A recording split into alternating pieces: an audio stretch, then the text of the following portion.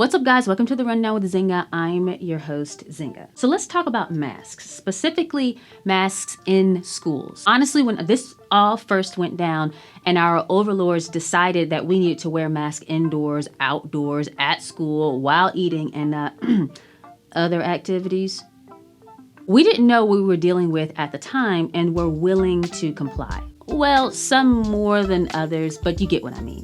The mandates were supposed to be temporary, literally 2 weeks. Well, that 2 weeks turned into like 700 and something days. And while the general mandates have come off, the masks have remained on our kids in school.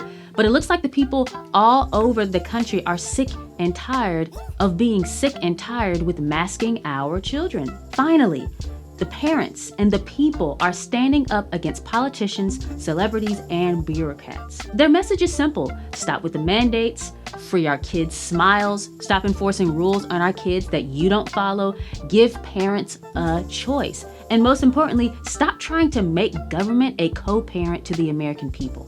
Pissed off parents aren't sitting around and waiting for our school boards to get around to voting on allowing children to opt out of mask wearing in schools. On Tuesday, 100 or more students, parents, concerned citizens gathered to let the Wake County School Board know exactly what's on their minds and what their new expectations for the school board are, as nearly half of our school districts finally give parents a choice.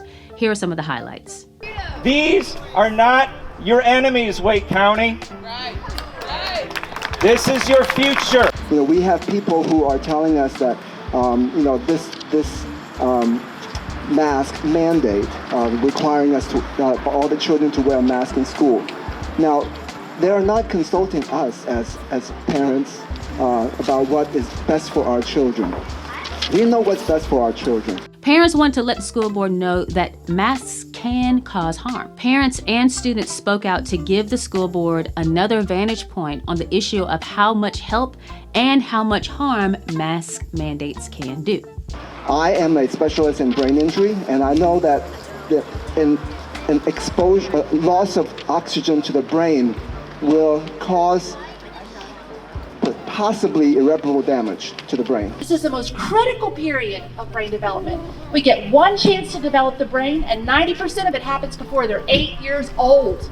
So it's time to end. You get one window to develop social and emotional health, and then you miss it. This is the critical window. You can teach math and science to an 80-year-old. You can't teach an 80-year-old how to empathize and how to recognize the emotional cues on the faces of other people. I have asthma personally, and they denied my mask exemption, the principal as well as the school nurse and the vice principal as well. And they were saying that asthma is not a condition that is able to be without a mask. And I was struggling because I was getting headaches as well as it being really hard to breathe, which not being able to breathe correctly will cause those headaches. So I would come home after 8 hours of school and just die of a headache and then take a 2-hour nap, because it was just exhausting for me to even do anything else.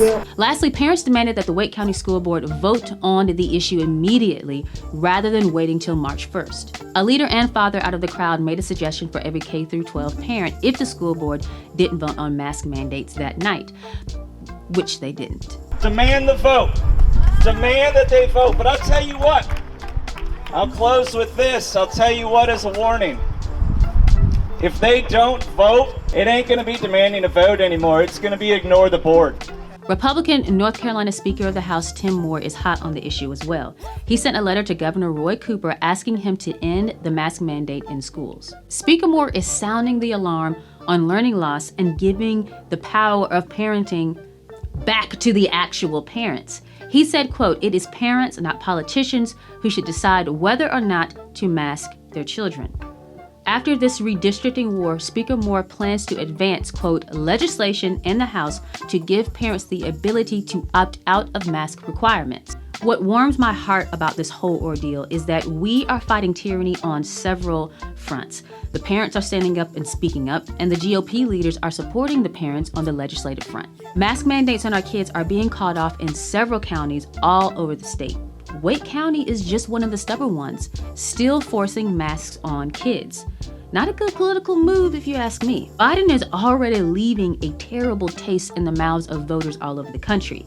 Here in North Carolina, all the politicians who are anti-freedom are on the left. Who would have thought that after 2 years and all of the, quote, science and data, we'd still be fighting to free ourselves of such mandates? Who would have thought that parents of middle schoolers would be this generation's protesters who want to stick it to the man? We are living in crazy times. Fortunately, the people have the power to set things right. Well, that's the rundown, ladies and gentlemen. Thank you so much for watching. Make sure you like, share, and subscribe, and I'll see you next week.